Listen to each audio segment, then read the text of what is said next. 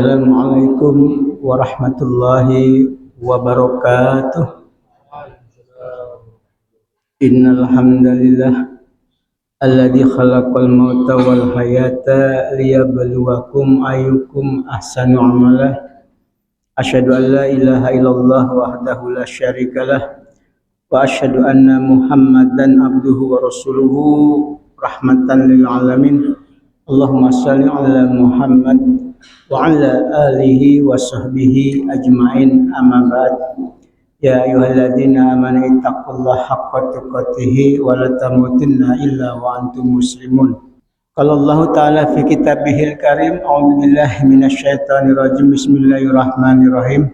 Kullu nafsin dha'iqatul maut ila akhir ayat. Alhamdulillah jamaah yang berbahagia. Ini malam yang ke-6 di bulan suci Ramadan 1446 Hijriah. Semoga amal ibadah kita senantiasa diterima Allah Subhanahu wa taala. Dan tak lupa salawat dan salam terlimpahkan kepada Rasulullah sallallahu alaihi wasallam, keluarga, sahabat dan seluruh pengikutnya yang istiqomah. Amin ya Allah ya rabbal alamin. Bapak-bapak, ibu-ibu dan adik-adik, remaja putra-putri yang berbahagia, saya akan menyampaikan materi tentang kiat-kiat menghadapi kematian. Jadi mati itu nggak harus nunggu tua, nggak harus nunggu sakit. Kapanpun Allah mau dicabut nyawanya. Wa mat tajri nafsum bi ayyi ardin tamut, kata Allah. Manusia tidak tahu kapan ia akan mati dan di mana matinya dan sedang apa. Al-mautu babun wa kullu nasi dakhiluhu.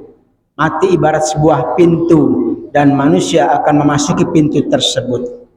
Mati merupakan antrian yang sangat panjang. Kalau kita berbicara masalah kiat-kiat kematian, maka yang pertama adalah banyak-banyaklah selalu mengingat kematian. Rasulullah sallallahu alaihi wasallam dalam hadisnya Ibnu Majah nomor 4258, kemudian Tirmizi, An-Nasai dan Imam Ahmad bersabda, aksiru zikra hadimil ladat ya'nil mauta.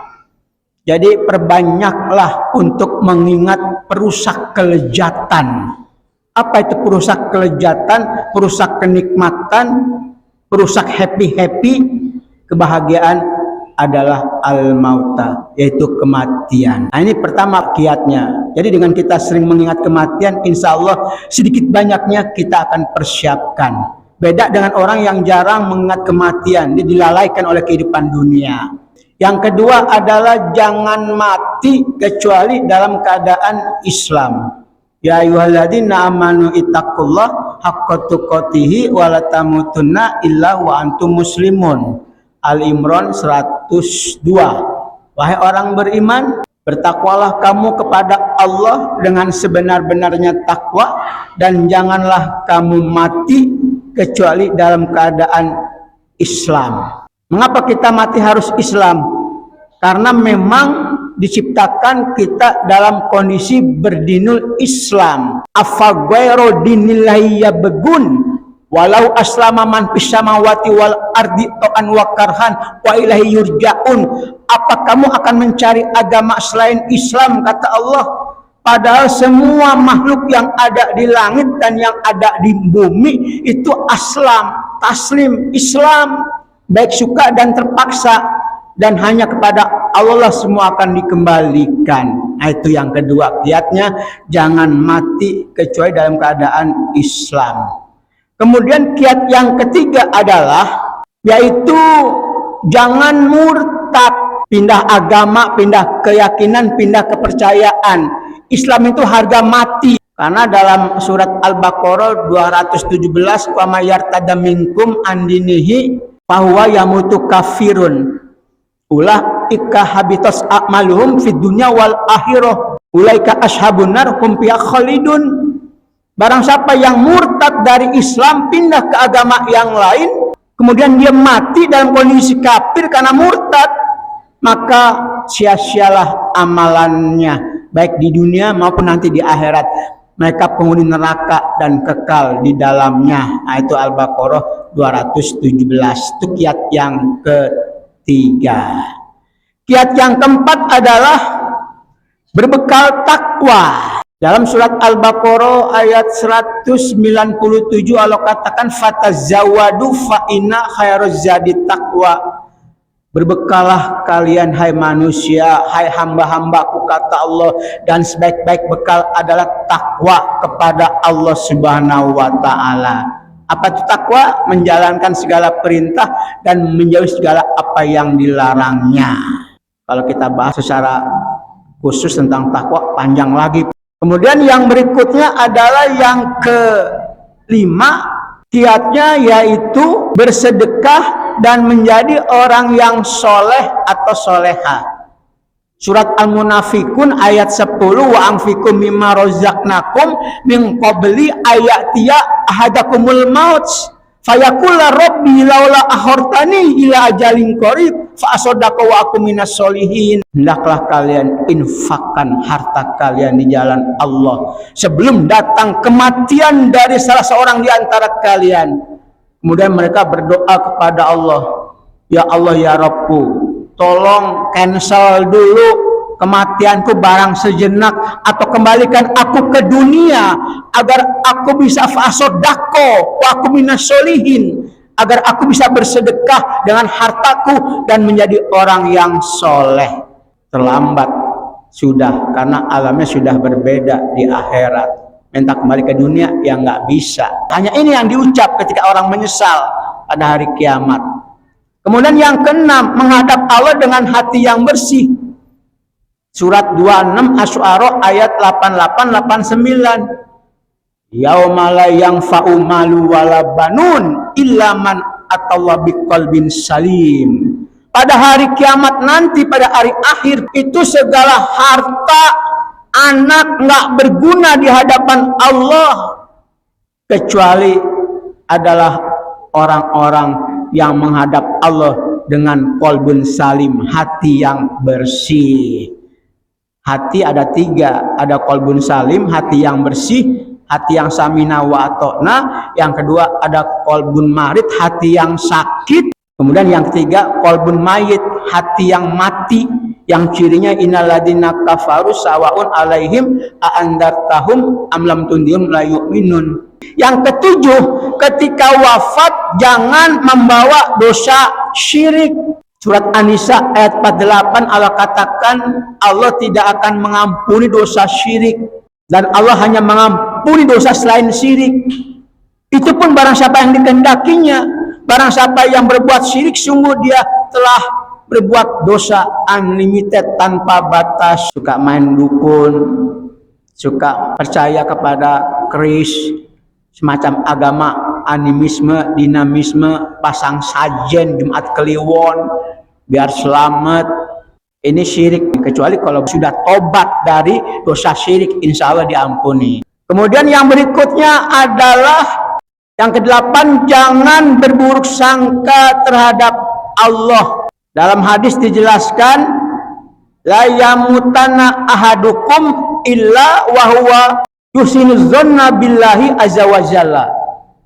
Hadis Imam Muslim, janganlah salah seorang di antara kalian mati kecuali dalam kondisi tetap berbaik sangka, husnudzon kepada Allah Subhanahu wa taala, Allah azza wa jalla. Kemudian yang berikutnya, kiat yang ke-9, jangan terjangkit penyakit al-wahan, hubud dunya wa karahiyatul maut, cinta dunia dan takut mati.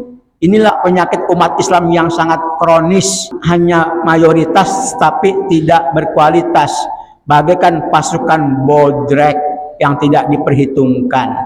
Al-wahan, umat Islam akan dikeroyok oleh bangsa-bangsa kafir di dunia, laksana hidangan di meja makan. Kemudian sahabat Sauban bertanya, ya Rasulullah, apa umat Islam sedikit ketika itu?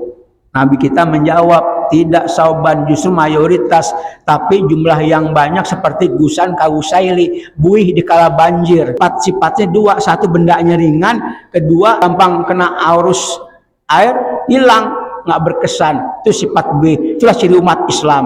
Sehingga musuh semakin berani meraih kaum muslimin karena nggak berkualitas. Harusnya filosofi umat Islam bukan itu, tapi iskariman aumut syahidan, hidup mulia atau mati syahid, itu yang benar. Kemudian yang berikutnya adalah jangan minta mati karena penderitaan yang menimpa kita. Bertahun-tahun banyak orang sakit tapi nggak sembuh-sembuh, katakan stroke lah begitu, udah hampir puluhan tahun. Nah, gimana solusinya? Jangan minta mati tapi berdoa, dan doa ini ada di kitab Bulughul Maram dan Riyadhus Shalihin. Apa solusinya?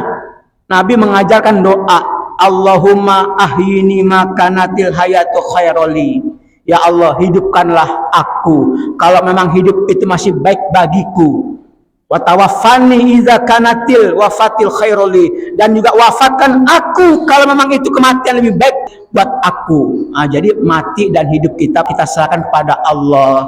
Yang ke-11 adalah sering-sering berdoa dalam menghadapi syakaratul maut. Allahumma inna nas'aluka husnal khatimah, Allahumma hawin alaina fi syakaratil maut. Jadi minta dimatikan dalam husnul khotimah, dan ketika dijabut nyawanya dalam kondisi yang tidak terlalu sakit. Memang sakit.